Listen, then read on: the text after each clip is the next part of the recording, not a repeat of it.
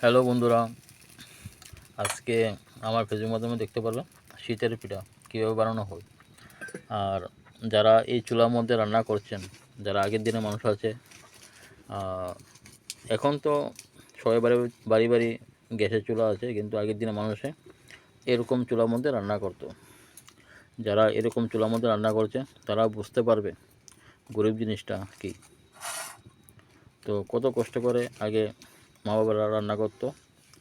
তো এই চুলার মাধ্যমে আমি আপনাদেরকে বোঝাচ্ছি, আপনারা দেখতে থাকুন। দেখেন লাকড়ি কীভাবে দেওয়া হচ্ছে, আর এই দিকে আগুন বাড়িতেছে। তো আপনারা অবশ্যই বুঝতে পারছেন যে রান্না করাটা এত সহজ না। যারা মাসিরা আছেন, দিদিরা আছেন, যারা বোনেরা আছেন, তারা বুঝতে পারবো যে এই চুলার মধ্যে রান্নাটা কত কষ্ট। এখন এই চুলার রান্না কিন্তু হেভি টেস্ট, হেভি মজা। তো আমি আমার ফেসবুক মাধ্যমে দেখাবো শীতের পিঠা কীভাবে বানানো হয়। আপনারা দেখতে থাকুন, ভালো লাগবে।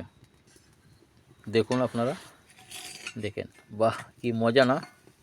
শীতের সময় খেতে কিন্তু মজা। এটা গরমের মধ্যে মজা না, শীতের সময় মজা। তো যারা আমার ভিডিওটা দেখছেন অবশ্যই ফলো করে পাশে থাকবেন। আমি আরও নতুন নতুন ভিডিও দেওয়ার চেষ্টা করব। দেখেন রেডি হয়ে গেছে।